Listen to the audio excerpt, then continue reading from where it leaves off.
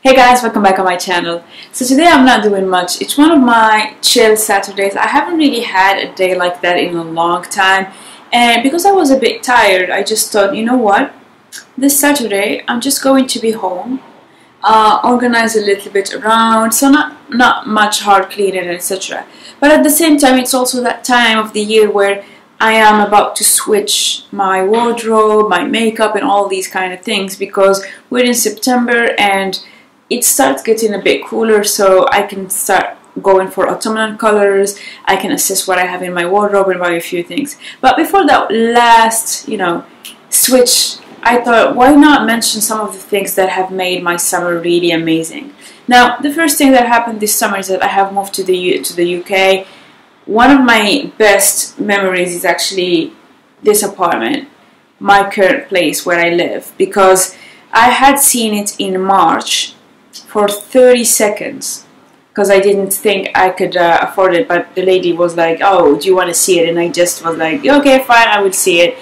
And then I went ahead, and in June I saw maybe 30 or 40 apartments, but then this got reduced a little bit, so it was on the stretch of my budget. It was still a bit uncomfortable, but not completely out of reach. And so I went for it, and I contacted the lady and I said, you know what, I'm gonna go for that apartment in Belgravia. And so based on me having seen it 30 seconds before, 3 months earlier, and it's just everything that I could have wished for, and I absolutely love it. It's very tiny, it doesn't have a lot of space, but then it matches what I need to be doing, because I had been talking about reducing how I use things, about having better quality things, about minimizing my lifestyle and all of that. And I think this is the setup that forced me to do that. So that would be my first favorite. But then I also have a couple things that are just the MVPs, the heroes that just made it through the summer. First thing would be my Avon bag. So I don't have it in here, so I'm going to just quickly grab the camera and show you it. We're in my closet. And if you get past this mountain of sweaters, you can see my little Avon bag. It's been through hell with me. Really, really amazing. That was a freebie that I got from Avon. A lot of times when you go to, growing up, when there was this brand Yves Rocher, where every now and then you get your birthday card or something like that, and they say you'll get a free bag if you buy this or whatever. But anyway, that was one of those bags which typically you just assume are very cheap and not well made. That Avon bag has been with me for years, and as I was moving from Brussels to London, I had done so many back and forth trips. As I was going to my storage unit, as I was taking things to my sister's place, to my work, to my apartment, that bag must have done 100 of trips, carrying the craziest things, from books to shoes to food, everything, and it's still holding on. So that is pretty amazing, because the thing is that in my mind I have this idea of I will have few things, but I will have the best of everything. And so I did have in my head that idea of eventually buying the one duffel bag that I'm going to use on weekends, the one duffel bag that I use on country outings and things like that. And then as I wanted to buy it, I already know which one I want to get. I realized, you know what, my Avon bag is still holding on, so I cannot let it be. It might be 2 or 3 years until I need to replace it, but I'm not going to while it still works. So that's the first thing. The second couple things that surprised me are in beauty. So one would be the Kiko liner that I had shown in my August empties. Unfortunately, I have already recycled it, but I will refer you to that video. It's called the Free Soul liner, and it was from the spring collection. That was amazing. I bought it on a whim, ended up loving it, used it almost every day, and obviously finished it, which is a very big deal given how much of an extensive makeup collection I have. So that was also a very good discovery. And then the next thing would be what I'm wearing on my lip right now. It's MAC Marrakesh. That was also, again, accidental. So almost all of the things that I'm showing you right now I hadn't really planned on them, they just kind of happened in my life, but have made the last 3 months absolutely amazing.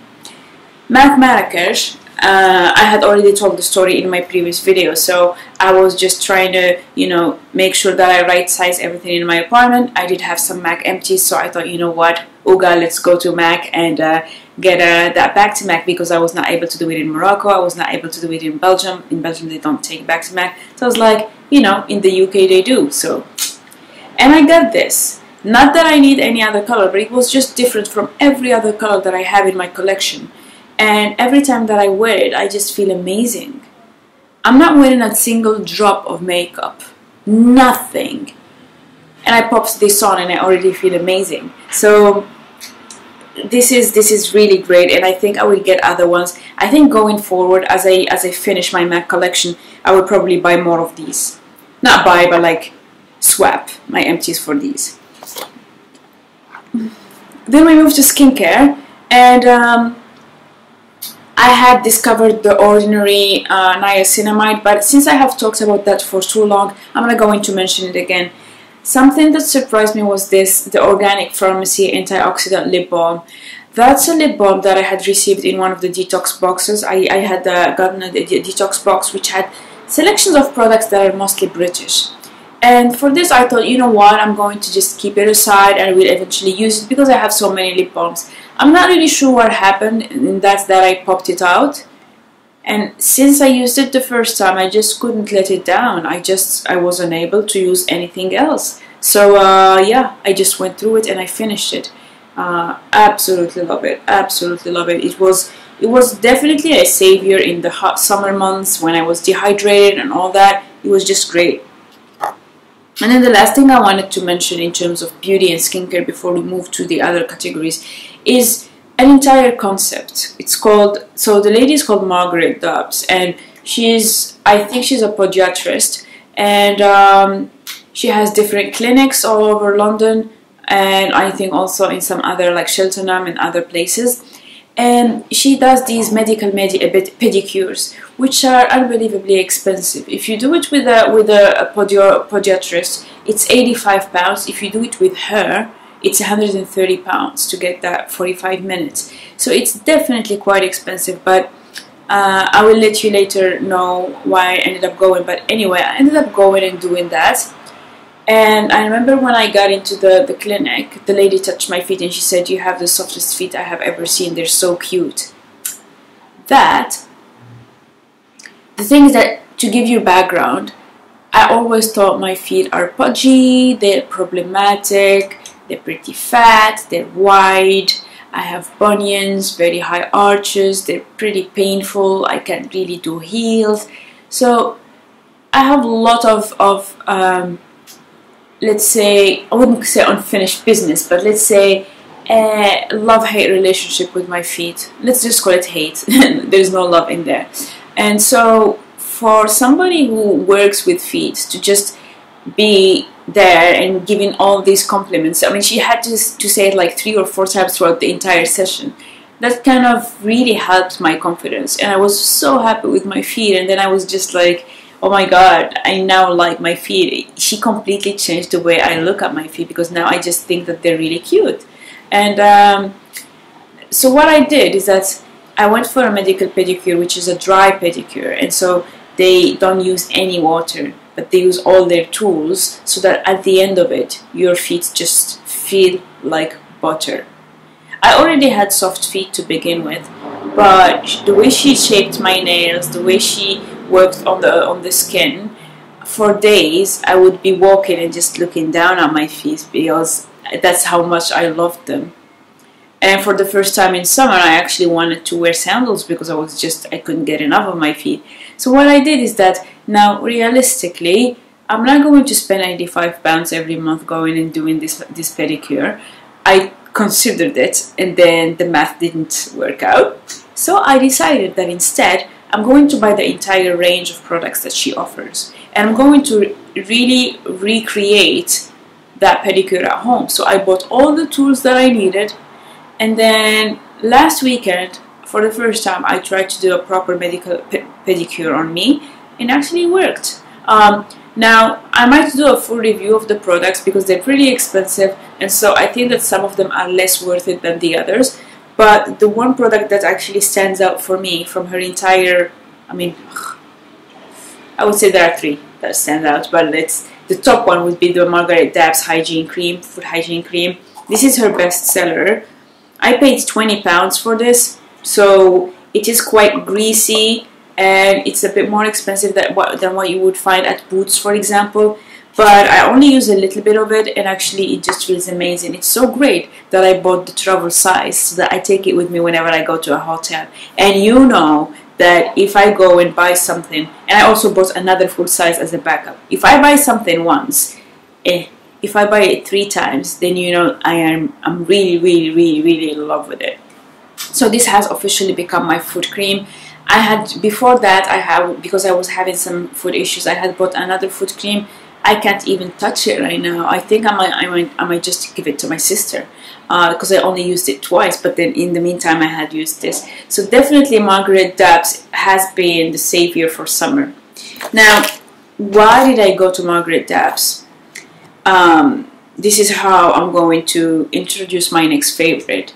It's the Skull in Growing Toenail Complete Clip and Spray Kit.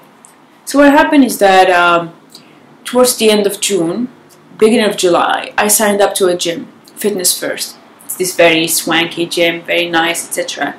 But the thing is that I'm very busy, and I couldn't motivate myself to go and you know, work out. So I signed up for classes with a personal trainer who actually would just be there to show me the right moves and just have very targeted workouts. So even if it's just an hour, I make sure that that hour is very, very efficient. Now, eventually, I might start going to classes myself because, I mean, otherwise it's just pure laziness and it's very expensive. But in the meantime, I did what I did to just get myself to a gym. Because I had just started working out, for some reason, the way I cut my toenails, the way I clip my toenails is always in a round fashion, whereas you're meant to clip them straight actually. When you clip your toenails in a round fashion and you apply pressure to them, then sometimes the nail will grow into your flesh. I know it's a bit gross, but I think I need to put it out there because it's really, really, really painful. So what happened to me is that I had an ingrown toenail. The thing is that the pain reached a level where at some point I just had pulsing pain all the way from my toe up to my knee, and it was pulsating like that. I could feel the pulse. It was hot. It was unbearable, and I couldn't sleep for 2 days. And so I ended up buying this. I eventually went to see the GP, but by the time I went to the GP, this had worked. So good, good for me, I guess. So I went and I bought this, and what it is that it's just a sort of brace that you put, I should probably put this closer. So essentially it's just a brace that you put on your nail, and your nail is typically like that, rounded, right? When you put the brace, it lifts this side, and so your nail just goes straight, and as it grows, it starts growing straight. So that's the first thing. It's a mechanical device so that your nail starts lifting from your flesh instead of just growing into it. That's the first thing. And then the second thing that they have in it is just a spray, because when I talk about heat, that spot is actually burning. There's almost an infection going in there.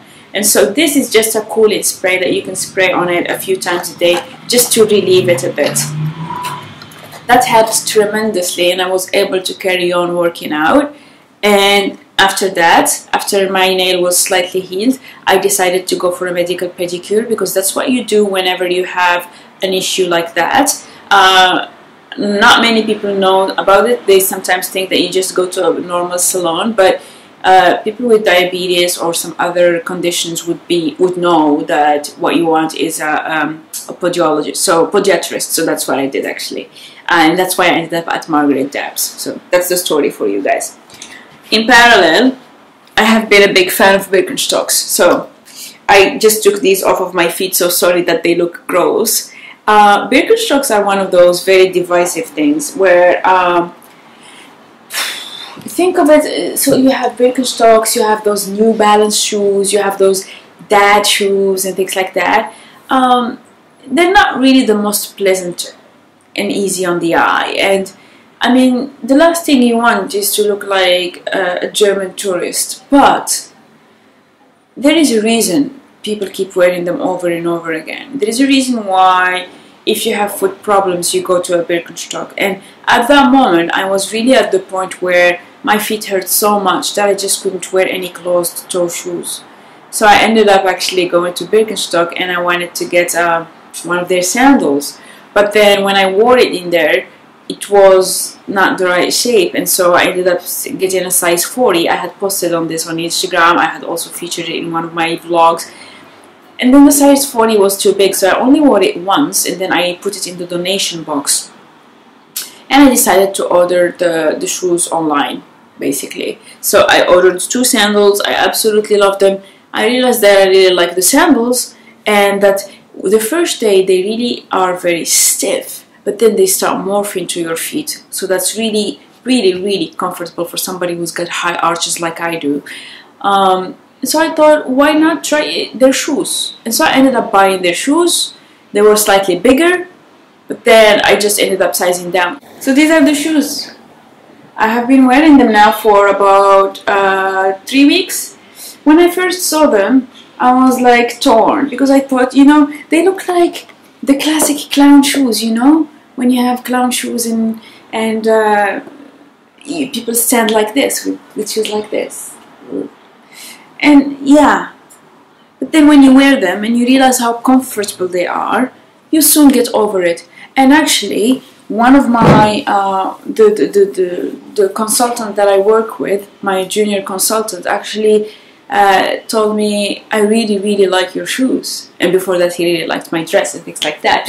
And you know, when he said, you know, that's a very big compliment coming from a gay man. So I was like, yeah, I'll take it. Any compliments I can get on my shoes, because I needed it. So I was very happy. Yeah, so these are the shoes. And then, this is a long video, but I really wanted to feature every single piece, because I'm about to close on this season, and so I wanted to show you what were my heroes, because you will probably see them next year, but also in case you're shopping for things for the end of season, you know what I have been liking. This is a dress by Jeremy Scott. I have never gotten as many compliments on any garment as I did on this one.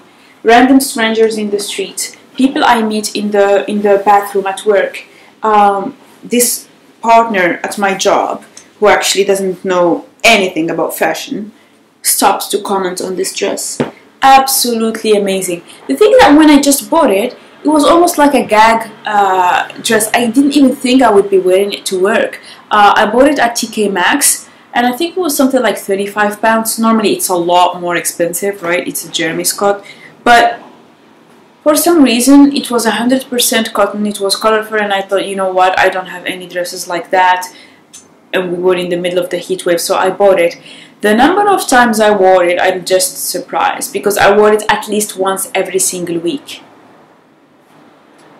And it's been in the wash so many times. By the way, you can hear my washing machine in the background. I'm sorry about that, but you know, as I said, it's a cleaning Saturday, so yeah. But sometimes you just have to take that leap. I wouldn't have gravitated towards this. I think it's too out there. It looks like an exploded Jackson Pollock painting, but it ended up being one of my favorite pieces. And then I have another piece that is a bit more frumpy, which is these khaki pants. They are from Uniqlo, and I had bought them because I've always wanted to have chino pants, and I always end up trying some pants, not liking them, trying shorts, not liking them, but I really like the concept of it. And then I found these and I wore them, and they ended up becoming my official Friday pants. So if you have seen my video where week in my outfit, I have featured them, and I actually have been wearing them almost every Friday. So yeah, that's how good they are. I can wear them with a simple white shirt. I have worn them with my H&M shirt that has a little bit of flowery details, sometimes with just a t-shirt, but they just work. They just work. You can wear them with Birkenstocks, you can wear them with sneakers.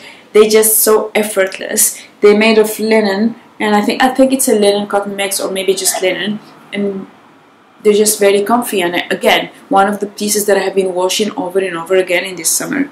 And so the last thing, two things that I wanted to feature, one of them is a tech item and the other one is very random. So I'll start with the random one. It's actually magnesium, extra strong magnesium. So when I was in Brussels at some point, because I had so much stress, I went to this doctor who gave me this thing called Meta Relax, which is basically a strong dose of magnesium, right? And I was meant to take it for stress. Whatever. I stopped taking it about a year ago or something like that.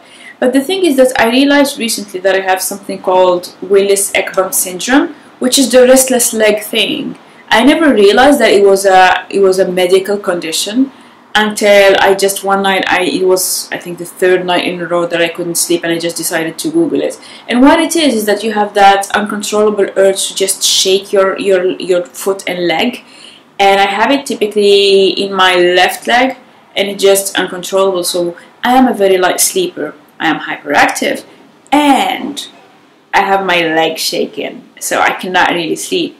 And so I realized after doing some research that if you take magnesium, it actually helps with that shaking. So I started taking 2 doses of magnesium an hour before sleeping, and actually my foot, 9 times out of 10, my leg would not shake. It felt weird at the beginning because I'm not used to that. I'm like, I've been like that all my life, so I haven't really known what it's like to not have the shaky leg. So I have done that, plus a couple other things to help me sleep, and it was just good. It was really, really good, and it's a discovery that I will carry on. And then the last thing would be my Canon G7X. Now, this was a pain to get, so I have ordered it when I was in Belgium. I ordered it off of the seller of Amazon, and I ordered all the accessories like the sound things, the protector for the glass and everything, and they charged me for the money, and the camera never arrived. I moved to London and the camera never arrived, and so I ended up just asking for a refund, and I had to go again on the Canon website and buy it. Now it is expensive, this is an investment, and sometimes people think that you make money off of YouTube. I don't make money off of YouTube, obviously. I actually spend a lot of money on my YouTube because it is a hobby like any other one. So some people go fishing and they spend an ungodly amount on worms. I spend my money on lenses and stuff like that. But for me, this has helped me film quite a few videos for when I had just moved to this apartment, because the bigger camera would not have been useful. Also, I was able to just, you know, like carry it in the street and film a bit of things for you guys. Now, I still don't feel very comfortable vlogging in the street, just because I know there are a lot of vloggers who just shove their camera everywhere. But for me, it's just so invasive to so many people, because when you're filming something, unless the street is completely empty, you're taking faces of people. These people did not give you consent to put their face in the middle, like out on the web, and that's very uncomfortable for me. If a vlogger comes next to me and then they film my face, I don't know where the video is ending or something like that, where it's going to be used for in. So that's why I think I just have a different tolerance of privacy than others, and so I still need to find the right balance of me vlogging and taking you outside. I have been trying trying just to get people's backs and things like that, but yeah, I think I'll get better at it. But I absolutely love the quality of it. It has enabled me to film my outfit of the day videos, which some of you really like, so I will continue doing that into the new season. So these were all the things that made a difference in my summer this year. So tell me guys, what has made a difference in your summer? For me now, I'm going to just enjoy autumn, start switching things around, and probably in December I'll film another video to tell you what were the heroes of my autumn season. Until then, I'll see you soon on my channel. Take care.